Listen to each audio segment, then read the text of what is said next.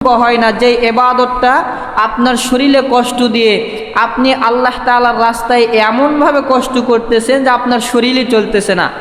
880 kilometre mile রাস্তা হেঁটে হেঁটে যদি আপনি হজ করতে যান তাহলে আপনার শরীরের ভেতরে কোনো কিছুই থাকবে না। তো আল্লাহর নবী বলে দিলেন যে তোমার যদি হেঁটে যাওয়ার পরিমাণ সামর্থ্য থাকে তারপরেও হজ করা তোমার জন্য জায়েজ হবে না। তুমি সেই সময় হজ করো যখন হজে যাওয়া আসার পরিমাণ সম্পদ টাকা পয়সা তোমার নিকটে থাকবে।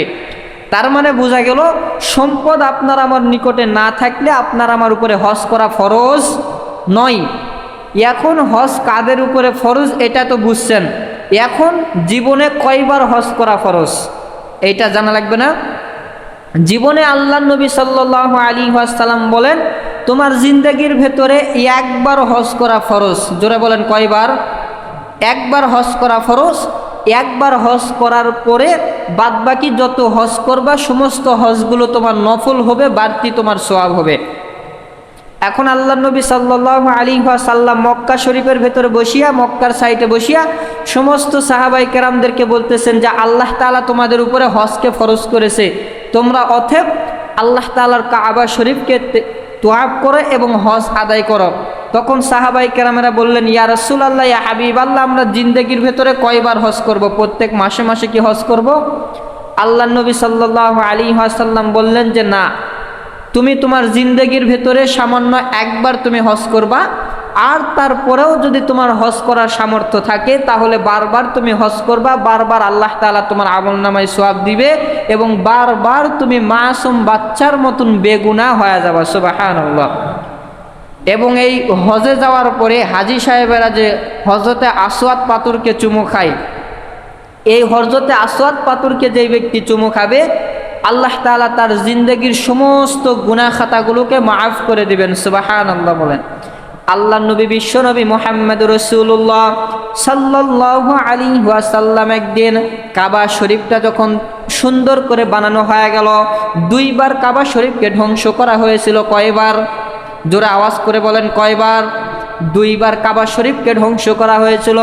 আল্লাহ তাআলা নবীর কাছে ওহী নাজিল করে দিলেন।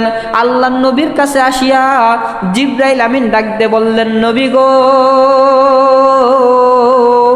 ইয়া রাসূলুল্লাহ, ইয়া হাবিবাল্লাহ, নবীজি আপনি ভালো করে শুনে রাখেন, আমার আল্লাহ তাআলা আপনাকে বলে দিছে দুইবার কাবা শরীফকে ধ্বংস করা হয়েছে, এরপরে যদি তৃতীয়বার কাবা শরীফকে ধ্বংস করা হয় তাহলে আমার আল্লাহ তাআলা এই কাবা শরীফকে আর দুনিয়ার বুকে রাখবে না। চিল্লায় বলেন নাউজুবিল্লাহ। এ দোস্ত, এই কথাটা বলিয়া আল্লাহর নবীকে জিবরাইল আমিন বলে দিলেন, নবী গো, আপনি আপনার উম্মতের মাঝে ঘোষণা করিয়া দেন তৃতীয়বার এই কাবা শরীফটা ধ্বংস হওয়ার আগেই যেন তারা হজটা করে নাই। কারণ যখন কাবা শরীফটা ধ্বংস হয়ে যাবে আমার আল্লাহ তাআলা কাবা শরীফকে তুলে নেবে। এই পৃথিবীর বুকে দ্বিতীয় আর প্রথম কোনো কাবা শরীফ থাকবে না, দ্বিতীয় কোনো কাবা শরীফ থাকবে না, তৃতীয় কোনো কাবা শরীফ থাকবে না। মুসলমানেরা তখন হজ করতে পারবে না। অতএব এই কাবা শরীফকে আল্লাহ তাআলা উঠানোর আগে আপনার উম্মতেরা যেন এই কাবা শরীফে বেশি বেশি করে হজ করে নাই। এই কাবা শরীফ দ্বিতীয়বার আবার বানানো হলো। দ্বিতীয়বার বানানোর পরে হযরতে আসওয়াদ পাথর একটা অন্য জায়গার ভেতরে ছিল, এই আসওয়াদ পাথরকে কাবা শরীফের ভেতরে লাগানো হবে। মক্কার ভেতরে সমস্ত মানুষের ভেতরে গন্ডগোল শুরু হয়ে গেল। এক ব্যক্তি ডাক দিয়ে বলে, আমি সবচাইতে ধনী, আমি সবচাইতে কোটিপতি, আমার সম্মানটা মক্কা শরীফের ভেতরে বেশি, অতএব তোমরা কেউ এই হযরতে আসওয়াদ পাথরকে কাবা শরীফে স্থাপন করতে পারবা না। আমি সবচাইতে ধনীবান, আমি সবচাইতে সম্মানীয় ব্যক্তি, আমি এই পাথরকে কাবা শরীফের ভেতরে সিটিং করে দেব, ফিটিং করে দেব। এইবার আরেক দিক থেকে আরেকজন ধনী ব্যক্তি ডাক দিয়ে বলে, খবরদার খবরদার, এটা কোনোভাবেই মেনে নেওয়া যায় না। কারণ তুমি তো মক্কার ভেতরে সবচাইতে ধনী মানুষ, আর আমি হচ্ছি মক্কা মিশর মদিনার ভেতরে সবচাইতে ধনাঢ্য ব্যক্তি, অতএব তুমি কখনো এই হযরতে আসওয়াদ পাথরকে স্থাপন করতে পারবা না। আমি নিজে হযরতে আসওয়াদ পাথরকে স্থাপন করব। এরকম নিয়ে যখন মারামারি শুরু হয়ে গেল, একজন আরেকজন ভিতরে দ্বন্দ্ব শুরু হয়ে গেল। বিশ্বনবী মুহাম্মদুর রাসূলুল্লাহ ফজরের নামাজটা আদায় করার জন্য মসজিদে নববীর ভেতরে চলে আসলো। নবী তখন এখনো নবুয়ত পায় নাই, কিন্তু পুরা মক্কাবাসী নবীকে একটা জিনিস সম্পর্কে জানতো যে মুহাম্মদ আল্লাহর নবী হোক বা না হোক, মুহাম্মদের মতন উত্তম বিচারক, মুহাম্মদের মতন আমানতদার পৃথিবীর বুকে আর একটা ব্যক্তিও পাওয়া যাবে না। চিল্লায় বলেন সুবহানাল্লাহ। মুসলমান ভাইরা আমার, এ দোস্ত, আল্লাহর নবী এমন আমানতদার ছিলেন, আল্লাহর নবী এমন আমানতদার ছিলেন, পুরা মক্কাবাসীরা কাফেররা পর্যন্ত আল্লাহর নবীকে আমানতদার হিসাবে মানতেন, আল্লাহর নবীকে উত্তম বিচারক হিসাবে মানতেন। সমস্ত বিচারের ফাইসালা আল্লাহর নবীর থেকে সমস্ত মানুষেরা করে নিত। এইবার ফজরের নামাজ পড়িয়া আল্লাহর নবী যখন মসজিদে নববীর ভিতরে বসে আছে, সমস্ত মানুষেরা আল্লাহর নবীর কাছে চলে আসলেন। ডাক দিয়ে বলে, নবী গো, আপনি তাড়াতাড়ি আমাদের একটা বিচার করিয়া দেন। আল্লাহর নবী বলে, কি বিচার? আমাদের বিচার হচ্ছে এই হযরতে আসওয়াদ পাথরটাকে আমরা কাবা শরীফের ভেতরে স্থাপন করতে চাই, কিন্তু সবার ভেতরে মারামারি গন্ডগোল শুরু হয়ে গেছে। এই লোক বলতেছে আমি রাখবো, অমুক ব্যক্তি বলতেছে আমি রাখবো, এইটা নিয়ে মারামারি শুরু হয়ে গেছে। অতএব আপনি এমন একটা ফাইসালা করে দেন যাতে করে মানুষের ভেতরে কোনো গন্ডগোল আর না থাকে। এইবার আল্লাহর নবী বসে গেলেন। সামান্য 5 মিনিট চিন্তা করার পরে আল্লাহর নবী বলে, সমস্ত মানুষেরা আমার সামনে চলে আসো। মক্কার ভেতরে যত সম্ভ্রান্ত পরিবারের মানুষেরা ছিল, সমস্ত বংশীয় লোকেরা আল্লাহর নবীর সামনে এসে বসে গেলেন। আল্লাহর নবী বড় একটা রুমালকে বিছাইয়া এই হযরতে আসওয়াদ পাথরকে রুমালের উপরে রাখিয়া সমস্ত সম্ভ্রান্ত পরিবারের একজন একজন করে ডাকলেন।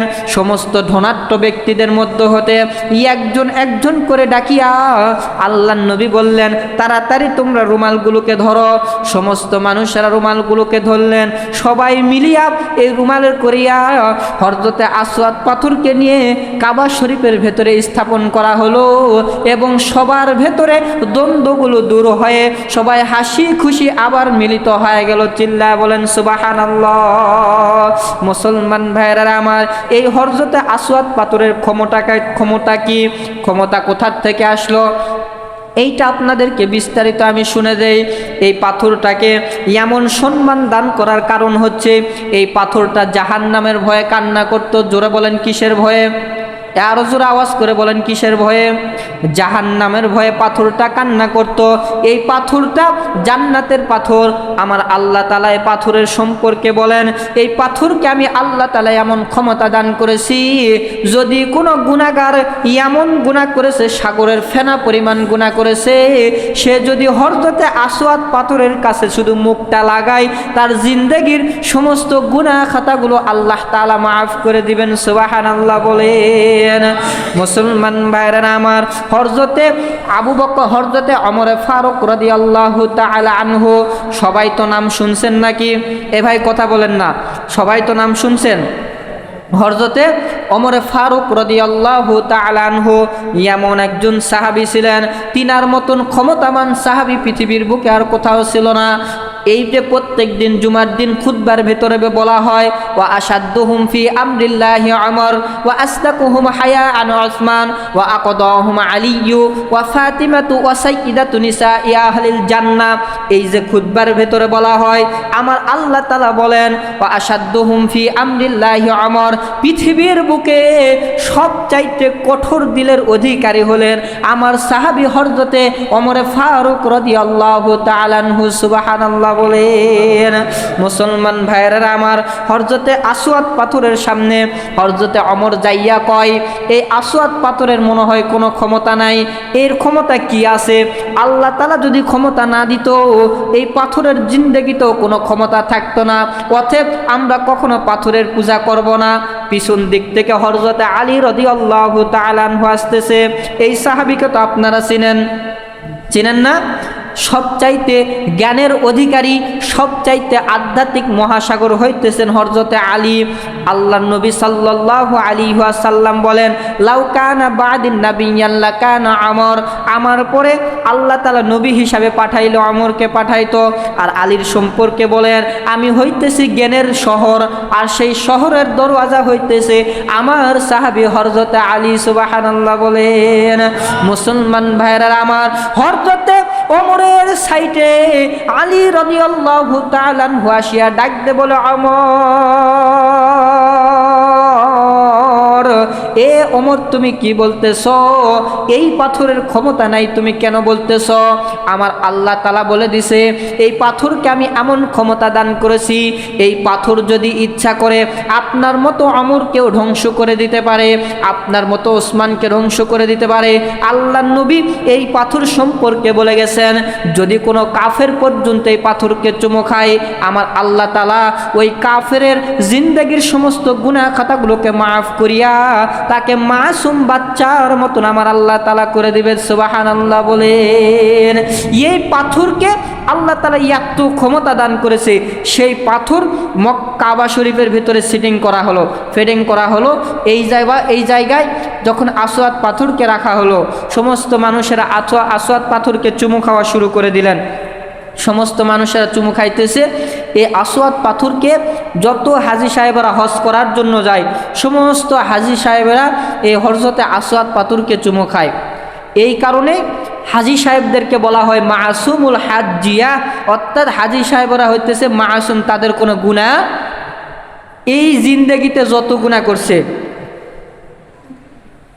এই জিন্দেগিতে হাজী সাহেবরা যত গুনাহ করছে, হজ করে আসার পর থেকে তার জিন্দেগির সমস্ত গুনাহ খাতা মাফ।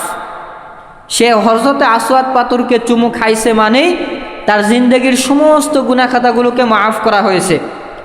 এখন সে দুনিয়াতে আসার পরে নতুন করে যদি কোনো গুনাহ করে, তাহলে তার আমলনামায় গুনাহ লেখা হবে। আর যদি নতুন করে কোনো গুনাহ না করে, তাহলে সে বিনা গুনাহগার হয়ে জান্নাতের ভেতরে স্থাপিত হবে এবং তাকে জান্নাতের ভেতরে উচ্চ মাকাম স্থানটা তাকে দান করা হবে। সুবহানাল্লাহ বলেন। কেননা সে নিজের পরিবারের চিন্তা করে নাই, সে দুনিয়ার চিন্তা করে নাই, সে টাকা পয়সার চিন্তা করে নাই, সে সব চিন্তাগুলোকে বাদ দিয়ে নিজের রক্ত ঘামা টাকাগুলোকে নিয়ে সে আল্লাহর ঘর দেখার জন্য কাবা শরীফে চলে গিয়েছেন। এটা আল্লাহ তাআলার কাছে সবচাইতে পছন্দনীয়। যার সামর্থ্য হওয়ার পরেও সে হজ করতে পারে না, এর মতন কপাল ফাটা পৃথিবীর বুকে আর কেউ নাই। আল্লাহ আপনাকে একবারই সামর্থ্য দিয়েছে, এমনও হইতে পারে এরপরে আর আপনি হজ করার মতন সামর্থ্য পাবেন না। এই যে করোনা ভাইরাসের সময় হাজার হাজার হাজী সাহেবেরা টাকা পয়সা রেডি করেও হজে যাইতে পারে নাই, হজে যাওয়ার রাস্তা বন্ধ করে দেওয়া হয়েছে। হাজী সাহেবেরা হজে যাইতেই পারে নাই, সমস্ত টাকা পয়সাগুলো বাহিরে এনে নষ্ট করে দিছে। পরের বছর আর যাওয়ার চেষ্টা করেও তারা পারতেছে না, কারণ করোনার সময় টাকা জমাইছে, পরবর্তীতে ইচ্ছা করলেও আর টাকাগুলো জমাইতে পারতেছে না। এই কারণে আপনার আমার যখন টাকা হবে তখনই হজ করা। নাসিয়া শরীফের ভেতরে একটা হাদিস আছে, আল্লাহ নবী বলছে, তোমার টাকা পয়সা হলে তুমি খুব তাড়াতাড়ি হজ করে নাও, খুবই তাড়াতাড়ি হজ করে নাও, তুমি কখনো দেরি করো না। আল্লাহ না করুক এমন হইতে পারে তোমার সংসারের ভেতরে আল্লাহ তাআলা বড় একটা রোগ দেয়া দিছে, সমস্ত টাকা পয়সায় রোগের পোতানে তোমাকে ব্যয় করতে হলো। কিন্তু তোমার টাকা হওয়ার সাথে সাথে তুমি যদি মক্কা শরীফে হজ করার জন্য যাইতা, তাহলে এই মক্কা শরীফে হজ করার পরে এমনও হইতে পারতো যে আল্লাহ খুশি হয়ে এই পরিবারের ভেতর রোগটাই আল্লাহ তাআলা দিত না। এই কারণে টাকা পয়সা সামর্থ্য হওয়া মাত্র আপনাকে আমাকে হজে যাইতে হবে। এখন এই হজ থেকে ঘুরে আসার পরে পৃথিবীর বুকে সাহাবায়ে কেরামেরা জিজ্ঞাসা করেছিলেন, ইয়া রাসূলুল্লাহ, ইয়া হাবিবাল্লাহ, পৃথিবীর বুকে সবচাইতে প্রথম ঘর কোনটা? সবচাইতে প্রথম ঘর কোনটা? যখন আল্লাহ নবীকে প্রশ্ন করা হয়েছিল, আল্লাহ নবী বলেছিলেন, সর্বপ্রথম ঘর হচ্ছে ওই ঘর যে ঘরকে আল্লাহ তাআলা আজরাইল আলাইহিস সালাতু ওয়াস সালামকে প্রশ্ন করেছিল, তুমি পৃথিবীর মাঝখানটা তাড়াতাড়ি গণনা করো। আজরাইল আলাইহিস সালাতু ওয়াস সালাম পুরা পৃথিবীর মাঝখানটা গণনা করেছিলেন 5 মিনিটের কমে। কয় মিনিটের কমে? 5 মিনিটের কমে পুরা পৃথিবীর মাঝখান কোনটা, আল্লাহ তাআলার কাছে জিবরাইল আমিন এসে বলতেছে, আজরাইল আলাইহিস সালাতু ওয়াস সালাম বলতেছে, আল্লাহ আমি পুরা পৃথিবীর মাঝখান গণনা করে দেখছি, অমুক জায়গাটা পৃথিবীর মাঝখান।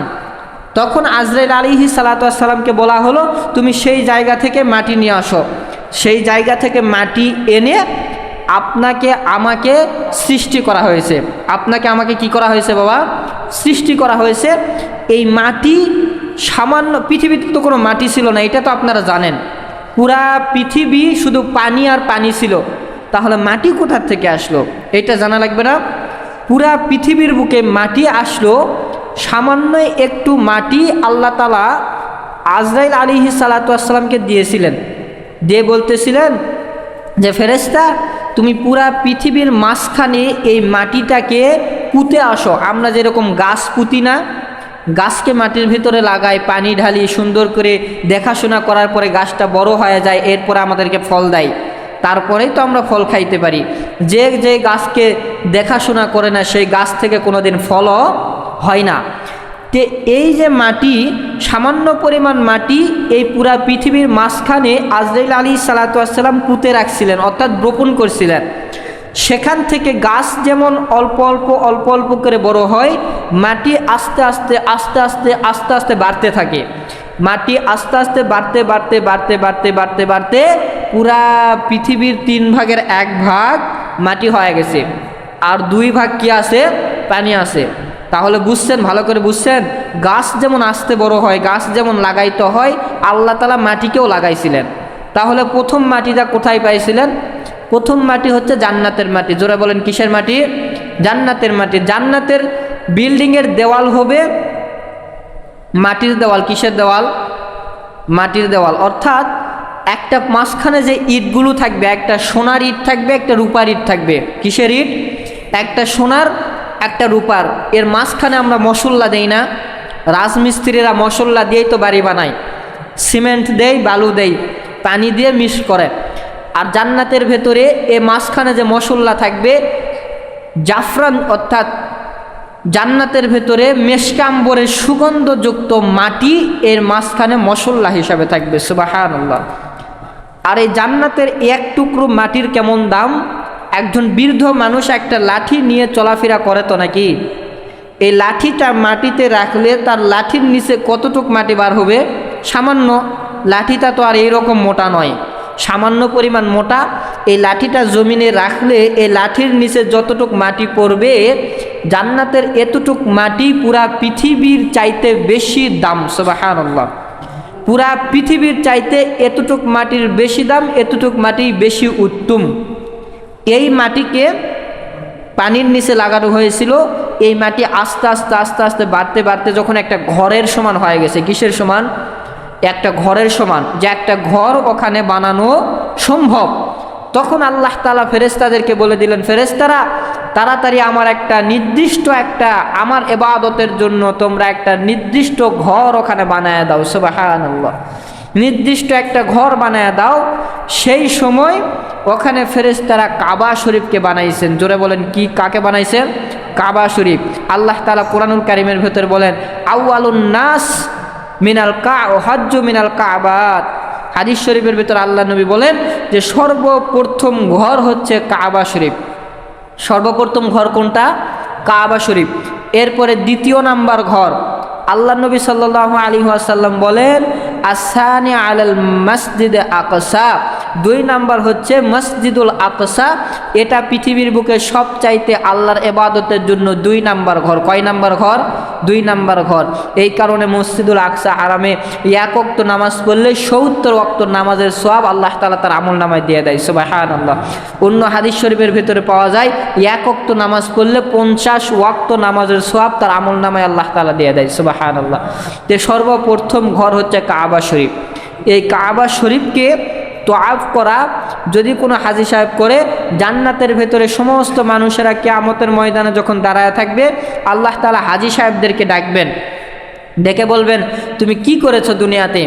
প্রত্যেকটা হাজী সাহেব বলবে, আল্লাহ আমরা দুনিয়াতে আপনার জন্য টাকা পয়সা খরচ করে কাবা শরীফ জিয়ারত করেছি, হজ পালন করেছি। আল্লাহ তাআলা যদি হজটা কবুল করে তাহলে বলবে ঠিক আছে, তোমার হজটাকে কবুল করা হয়েছে, তুমি বিনা হিসাবে জান্নাতের ভেতরে চলে যাও। সুবহানাল্লাহ। এই জন্য যেটা বলতেছিলাম, আপনার সামর্থ্য হওয়া মাত্র আপনারা হজ করবেন ইনশাআল্লাহ। আমাদের সামনে এটা হজের মাস, এই জন্য হজের আলোচনা হচ্ছে। প্রত্যেকটা আলোচনার মাস আছে, বুঝতে পারছেন? প্রত্যেকটা আলোচনার কি আছে? মাস আছে। মহরম মাসে মহরমের আলোচনা করতে হবে, সফর মাসে সফরের আলোচনা করতে হবে, রবিউল আউয়াল মাসে রবিউল আউয়াল মাসের, রবিউল সানি মাসের রবিউল সানি মাসের 12টা মাসের আলোচনা আলাদা আলাদা ভিন্ন ভিন্ন আলোচনা আছে। এই আলোচনাগুলো করলে আপনাদের বুঝে আসবে যে কোন মাসে কি ফজিলত আল্লাহ তাআলা দান করেছে। এইটা যদি আমরা আলোচনা না করি তো আপনারা তো কি বুঝবেন? আপনারা তো মহরম মাসের ফজিলতটা কি জানেন না, সফর মাসের ফজিলতটা কি জানেন না, জিলহজ মাসের ফজিলতটা জানেন না, জিলকদ মাসের ফজিলতটা জানেন না। এইটা যদি আমরা বর্ণনা না করি তাহলে আপনারা কিভাবে বুঝবেন যে আল্লাহ তাআলা কোন মাসে কেমন ফজিলত দান করেছে, কখন কি আমল করতে হবে? এইটা আমাদের দায়িত্ব আপনাদেরকে বলে দেওয়া, এটা দায়িত্ব আছে না? এখন আমাকে আমার মতো করে প্রত্যেকটা মাসে আলাদা বয়ান করতে হবে, বুঝতে পারছেন? আমি আমার মতো করে প্রত্যেকটা মাসে আলাদা ওয়াজ করব, আলাদা বয়ান করব। আমার বয়ানের বয়স 7 বছর থেকে, আমার একটা দাড়িও ছিল না। ইন্টারনেটে সার্চ করেন চলে আসবে, একটা দাড়িও ছিল না, তখন থেকে আমি ওয়াজ করি। আমি তো কিছু হলেও বুঝি ভাই, সামান্য কিছু হলেও বুঝি। আপনাদেরকে কি সম্পর্কে ওয়াজ করলে আপনারা কি বুঝবেন? সামান্য তো বুঝি নাকি? 2 বছর ভরা ব্যবসা করে ব্যবসার কিছু বোঝে না? 1 বছর ব্যবসা করে আপনি তো ব্যবসার মাস্টার হয়ে যান। তা আমরা 7 বছরতে ওয়াজ করে কি ওয়াজ বুঝি না? কোরআন হাদিস বুঝি না? অবশ্যই বুঝি। অতএব আমরা যেটা বয়ান করব এগুলো শোনার চেষ্টা করবেন ইনশাআল্লাহ। সামনের সপ্তাহে কুরবানি সম্পর্কে ওয়াজ হবে। আপনাদের যদি কুরবানি সম্পর্কে কোনো প্রশ্ন থাকে যে হুজুর আমার এইটা জানা নাই, এইটা আপনি একটু জানিয়ে দেন, আমি তো সব মাসআলা বলেই দিব। তারপরেও এমনও হইতে পারে কিছু মাসআলা আমার ভিতর থেকে বাদ হয়ে গেছে, বা আমি বলতে পারি নাই, বা সময়ের ক্ষেত্রে হয় নাই। আপনাদের যদি কোনো প্রশ্ন থাকে খাতায় লিখে আনবেন, আমাকে দিবেন, একটা করে ছোট ছোট পৃষ্ঠায় লিখে আনবেন, আমাকে দিবেন। যদি আপনাদের প্রশ্নগুলো থাকে তাহলে আমি উত্তর দেওয়ার চেষ্টা করব, তারপরে আমি সমস্ত উত্তর দিয়ে দিব। যদি 2-1টা সারা পড়ে যায়, আপনাদের প্রশ্ন থাকলে খাতায় লিখে আনে আমাদের প্রশ্নগুলো ভেঙে নেবেন। কুরবানি আমাদের জন্য সবচাইতে গুরুত্বপূর্ণ একটা ইবাদত। আল্লাহ তাআলা সূরা কাউসার, সবাই তো নাম জানেন, ইন্না আতাইনাকাল কাউসার ফাসাল্লি লিরাব্বিকা ওয়ানহার, হে নবী আপনি আমার জন্য কুরবানি করুন। এই সূরাতে আল্লাহ তাআলা কুরবানির হুকুম দিয়েছেন। কেন হুকুম দিয়েছেন, কোথার থেকে হুকুম আসলো, কিভাবে আসলো, সামনের সপ্তাহে ইনশাআল্লাহ আলোচনা করা হবে। আল্লাহ পাক রব্বুল আলামিন আমাদের সবাইকে হজ সম্পর্কে যে সমস্ত আলোচনা করা হলো, আল্লাহ তাআলা এই সমস্ত কিছু আমাদেরকে আমল করার তৌফিক দান করুক। সকলে বলে আল্লাহুম্মা আমিন। ওয়া আখিরু দাওয়ানা আনিল হামদুলিল্লাহি রাব্বিল আলামিন। আসসালামু আলাইকুম।